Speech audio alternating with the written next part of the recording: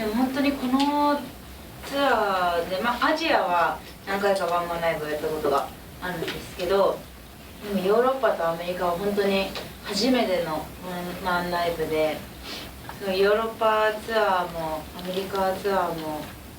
すごいとても新鮮な気持ちで回れているし、アメリカツアーなんかは特にですけど、インディーズの頃に1回日本のバンドと対バン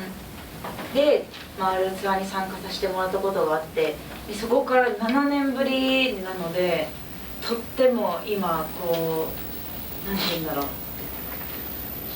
そのなんか初期衝動を忘れずに回れているなとすごく実感している、とても楽しいツアーになるなと思ってます。So we've actually toured Asia as a headliner, so that was like, we've done that. But especially Europe and US, it was actually our first headline tour. So it was really very fresh and like a new beginning for us. And actually, when we were on an indie label,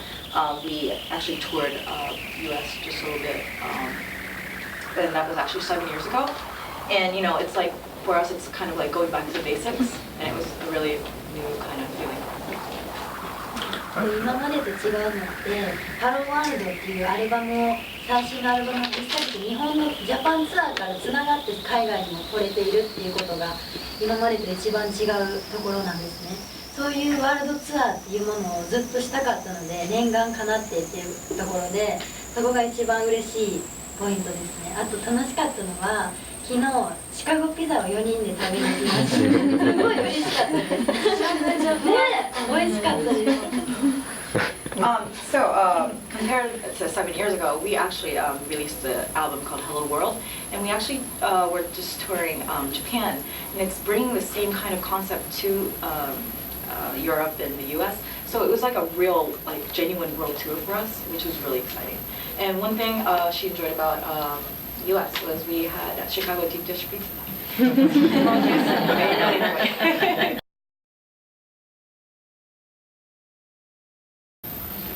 そうですね。昨日もそうだったんですけど、アメリカのお客さんは私たちがステージに上がる前からすごく盛り上がっているのが、やっぱ日本は自分たちが出て、見て音を感じて反応するっていうことが多いので、キャンドルコールがそれはでもすごく嬉しいですね。So what we noticed different, especially last night, we were even on stage and we got a chanting scandal chant, and we don't get that in Japan. So the light goes on, when they go on, when the music goes on, they finally shout scandal. So that was quite interesting for us. あとはすごいライブハウスだったり会場のなんていうんだ、空間の使い方がものすごくう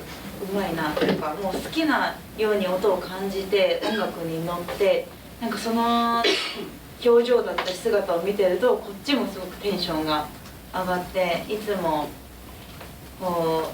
一緒にライブできてる、一緒に空間を作れているなっていう実感がすごくあります。What I especially noticed was I think the audience are really good at being an audience. They really know how to express themselves when kind of like make use of the concert venue. And it's like we're both doing a concert rather than them performing in front of an audience.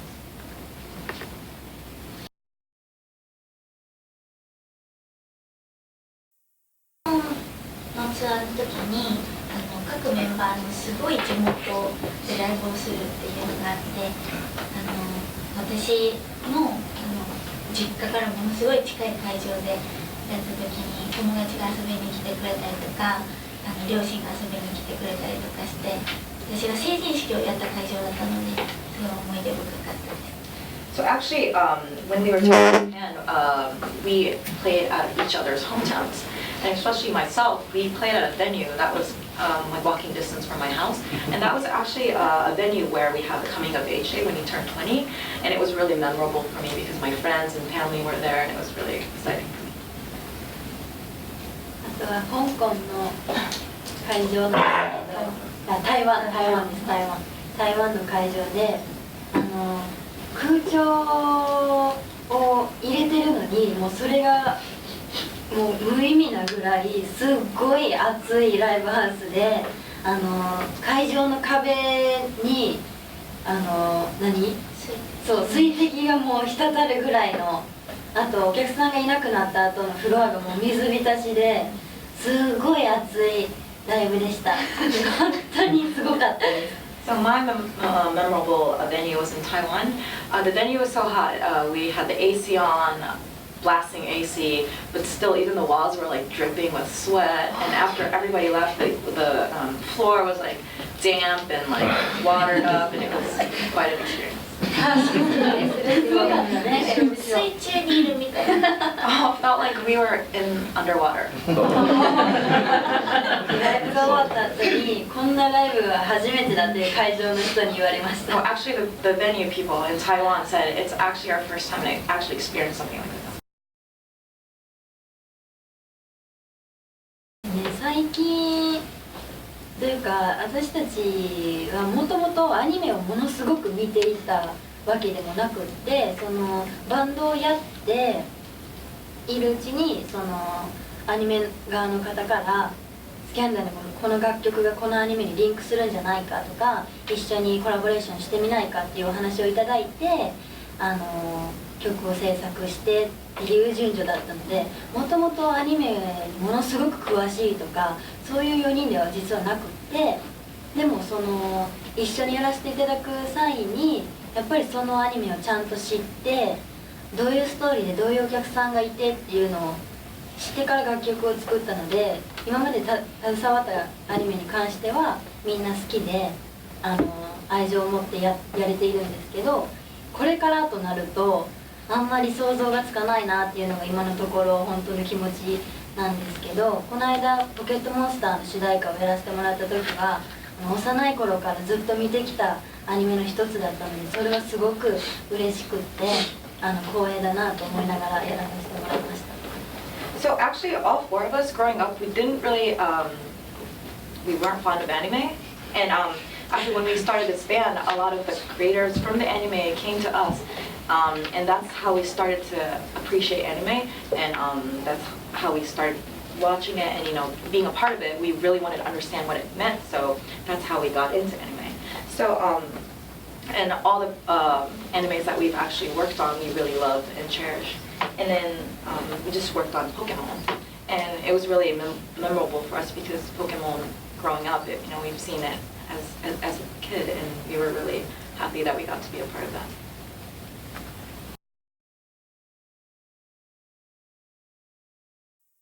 ボーカル&ダンススクールに4人とも通っていたんですが、そのスクールの先生に楽器を勧められて、それでバンドを結成することにしました。それまでは楽器はやったことなかったです。 So actually, I don't know if everyone's aware, but we all went to a dance and vocal school in Osaka, and until then we really didn't know how to play or didn't have a passion to play, but our teacher said, why don't you try picking up some instruments, and that's how we got into music in general.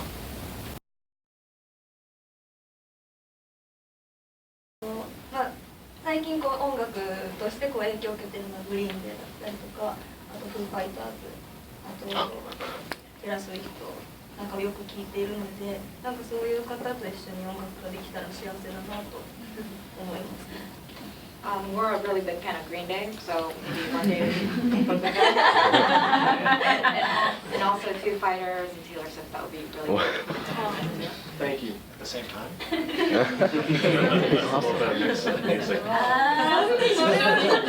けどね。 That would be awesome. なんか渋滞して I mean, that would be a lot of people on stage.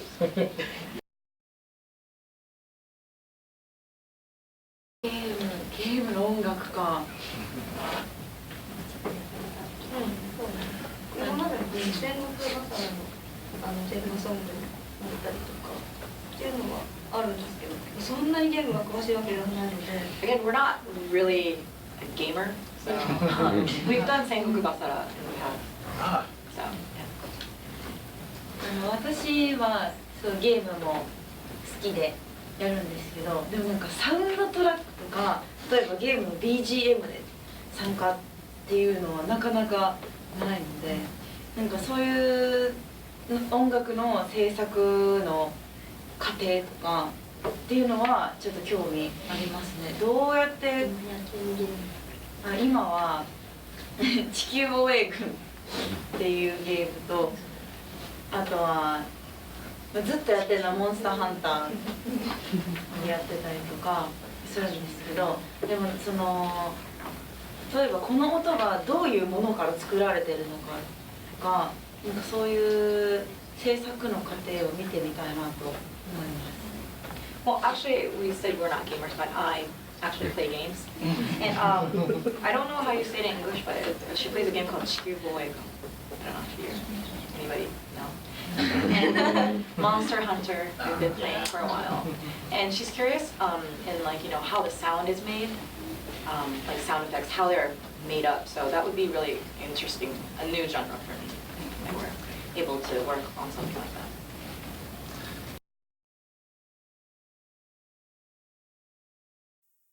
タイミングでみんな上京していて、今は東京にそれぞれ一人暮らししています。はい。で、そうだな。日本ではその大阪発ってなってるけど、その大阪中心にライブをずっとやってるわけでもなくって、本当にワールドツアーっていうような視野でずっと回ってるので、日本でも全国いろいろなところ行ってますし、海外もずっと視野に入れて活動しています。Actually, people assume that we're an Osaka-based band, but we actually moved to Tokyo right away when we had a major record deal. So we don't really consider ourselves a band from Osaka. And our goal, ever since we started, was to do a world tour. And I think we've kind of conquered a lot of that along the way. So we're pretty happy about that.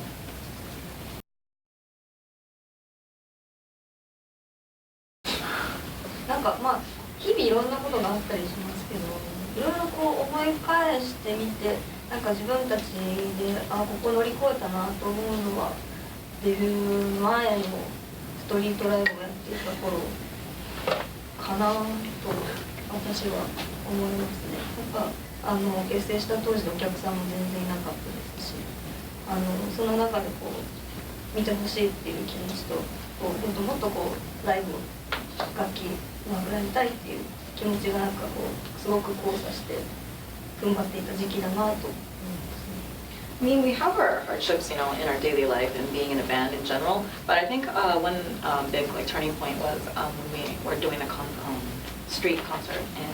Osaka before we made our major debut, and you know, we really wanted to become better at performing and become better at playing instruments. So I think that's when we kind of overcame and conquered, like the will to move on in the music industry. 私はストリートライブの時期もお客さん本当に0人だったんですけど、それもそれでなんかその場所を楽しめていて、みんなで楽しみながら過ごせたなっていう記憶が私は強いんですけど、もっと新しい話で言うと、自分たちは最初自分たちで曲を作っていなかったですね。でアニメのタイアップもいただいていたので、自分たちは純粋にピュアにバンドに向かっている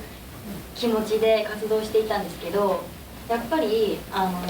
バンドとして見られていない時期っていうのが正直最初の方あったと思うんですね。それは日本でなんですけど、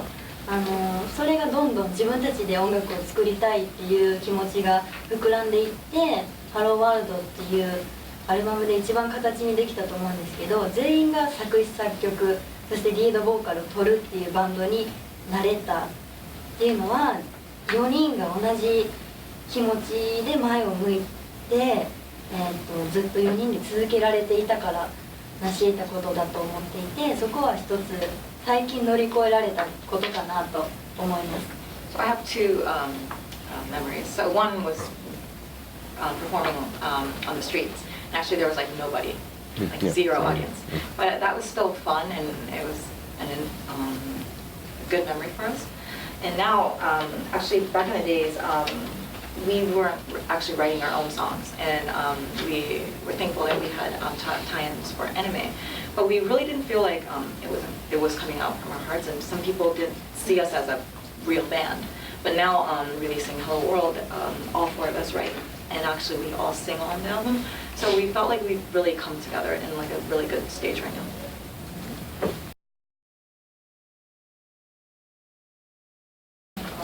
きっとそれはみんな個性が違って好きなものとかも違ったりするので一人一人あると思う。We actually we totally have different tastes in clothing and fashion, so you might have to ask each one of us. Okay. Feel free. 好きなのテイストやスタイルとかこういうのに影響を受けるとか。そうだな。多分分かりやすく私のヘアスタイルとかは今まですごいいろんな色に染めてきたんですけど、でもやっぱり次挑戦したくなるのは今までやったことのない色をやってみようと思って赤と、オレンジ、紫、緑、青をやってきて、で全部それはなんか金髪に毛先だけ染めてたりっていうのをしてたんですけど、これの髪型の一つ前は全部オレンジに染めていったりとかで、今回は今まで金髪だったのをやめてちょっとアッシュグレーに毛先をグリーンに染めてみたりとか、だから本当その時の気分でもうこれだって思って挑戦してみたりするんですけど、今まで失敗したことはないです。Well, actually, if you take a look at myself, I have an interesting hair color. And all the colors I've tried were red, orange, purple, green, and blue. And it's usually a blonde base, and then she puts in the color. And the one before this she had was orange, pure orange. But this time she has ash and then a little bit of blue, gray and blue on the ends. But it's always, I want to try something new. And she's never screwed up. And so she's confident about that. ビビッドな色の洋服とか可愛いフルーツとか見つけた時にこれぐらいの色にしたいなとか言ってます。So every time she finds an exotic fruit, looking color, exotic, and she's like, oh, I want to try this color next time. 私は映画が昔から好きでよく見ているんですけど、最近は60年代80年代のフランス映画、ヨーロッパの映画がすごく好きで、そこからファッションも影響を最近は受けているなと思います。ヴィンテージショップに行くのも最近は好きで、毎日そのコーディネートの中の一つにヴィンテージのアイテムを入れるとか、そういうのが最近は楽しいです。Actually, I'm inspired by a lot of movies. In the 60s and 80s, I prefer French film. And I think I take a lot of fashion from the movies. And I like to go to vintage shops, and all my clothing, every day I try to put one vintage thing on my clothing. 私は最近はインスタグラムをよくチェックして、最近私たちもオフィシャルで始めたので、なんかそれをきっかけによく見るようになって、ファッションにも影響されている部分もすごくありますね。やっぱ最新のファッションとかもこう常にリアルタイムでたくさん上がってくるので、その常にチェックして取り入れてます。いろいろ、テーラーもそうですし、カーデルビーニュとか割とこうイギリス系のファッションモデルの方たちにそのいて影響を受けていることが多いです。So actually, we just recently started our official Instagram, and I think that's how I kind of got hooked on Instagram. And, you see real life people, the latest fashion, and I like check out Taylor Swift and the what's in right now. So it's really interesting for me to check out the latest Instagram. 私はなんか特に誰とか何とかも決まってないんですけど、いろんなショップに行って気になるアイテムとかを見てるとロン系のものが多いなっていうのに気づきました。I actually don't have a person that has really inspired me, but I go to a lot of clothing shops, and what I've noticed is I like a lot of London-based motifs. Like, very sleek and not like too jumbly and.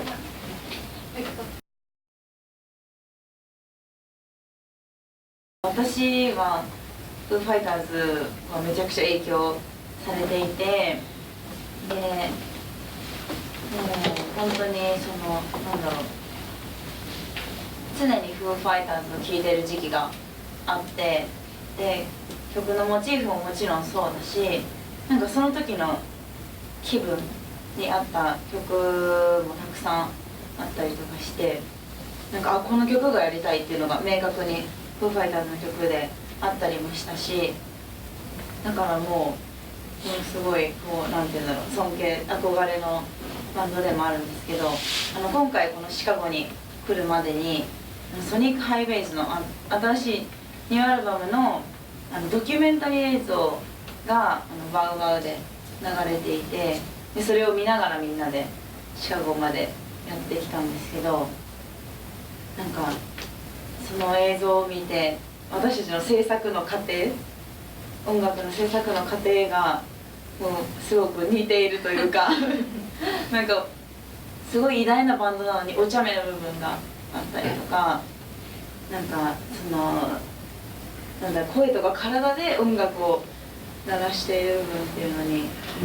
すごく遊びながら作ってる感じなの。リンクする部分があって、それも嬉しかったし、自分たちもこうやって音楽を作っていて正解なんだなと思いました。So we just talked about, we are influenced by Green Day and Foo Fighters. I especially like the Foo Fighters, and I have a constant obsession for them. And I listen to them. I had a period of time that I would listen to them every day, and I would kind of have like a soundtrack of the day, kind of. And like coming here to Chicago on the plane, we saw the documentary of the Sonic Highways. And when we were looking at it, we felt like, oh my gosh, same process as what we actually do in the studio. And it's like fooling around in the studio. And it's like, using body gestures and languages, and which we're like, I mean, they're such a big band, and they're like a god to me. But they're no different from us, which made us really happy and confident that what we're doing is not wrong.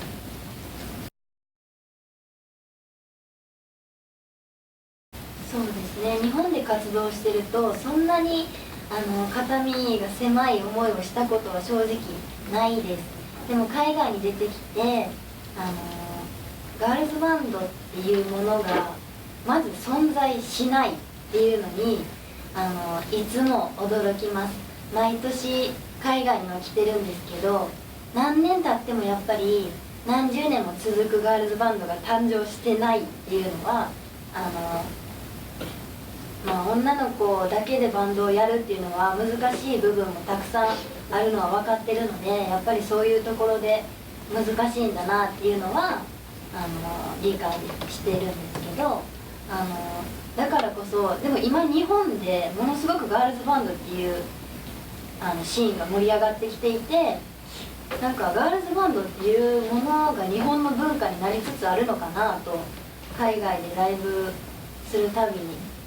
特に今回のワールドツアーで強く思っているので、やりたいことを好きなことを自分が生きてる間にいっぱいやってほしいなって思うので、ガールズバンドで成功するのかしないのかとかは分かんないですけど、海外の皆さんでも私たちとか日本のバンドを見てガールズバンドを組みたいって思う女子がもしいるのならぜひやってほしいし、一緒にいい時代を作っていきたいなと思っています。Actually, in Japan, we've never really came across any hardships being a girl musician. But coming overseas, we actually go overseas at least once every year, and we've noticed there are no girl bands. Like every year we come back and we don't see any girl bands. And of course, like being a girl and being in a band is very tough. I mean, we've all been through that. But you only have one life, so if anybody out there wants to pursue their dreams, not just in a girl band, they should just try it. And also in Japan, it seems like there's a girl band fade right now, and it's kind of like becoming one of the Japanese cultures. And we really want the people out there to pursue their dreams and keep on trying.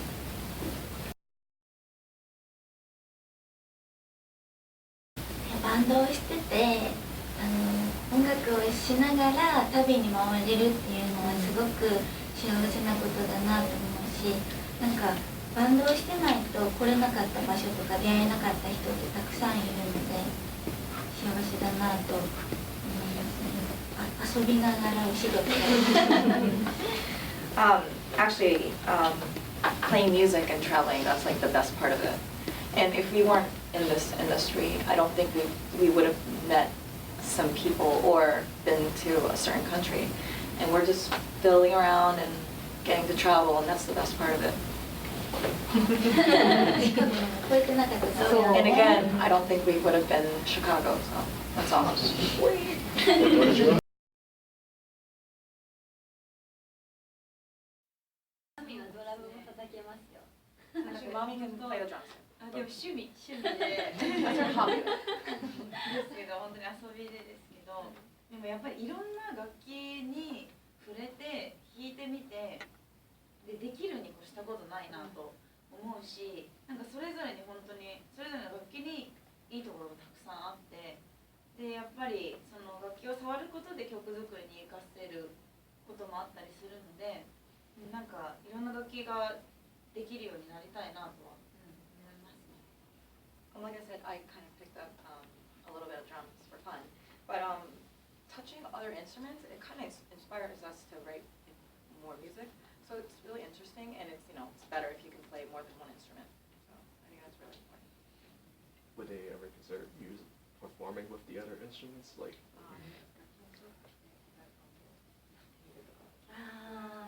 結構話に上がるんですけど、チャレンジしてみて途中で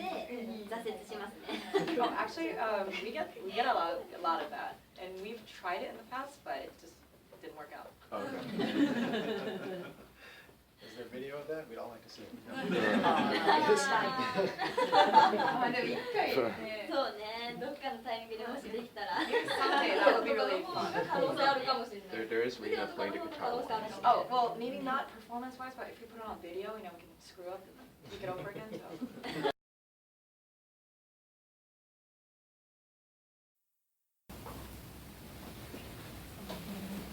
前にそのインディーズの頃ツアーを回らせてもらった時にデンバーだけ行けなくてその時は、7都市を回るツアーを予定していたんですけどでもそのトラブルでデンバーだけ行けなくなってしまってそこはまたリベンジしたいなと思いますね。 So when we came to the U.S. 7 years ago, we actually toured 7 cities, and Denver was actually one of them. But I believe it was some kind of trouble at the concert venue or something like that, and we couldn't get to Denver. So we'd like to revenge, go to Denver someday. Show them what they missed out on. All right, everybody, please join me in thanking Scandal for taking this time out of their day.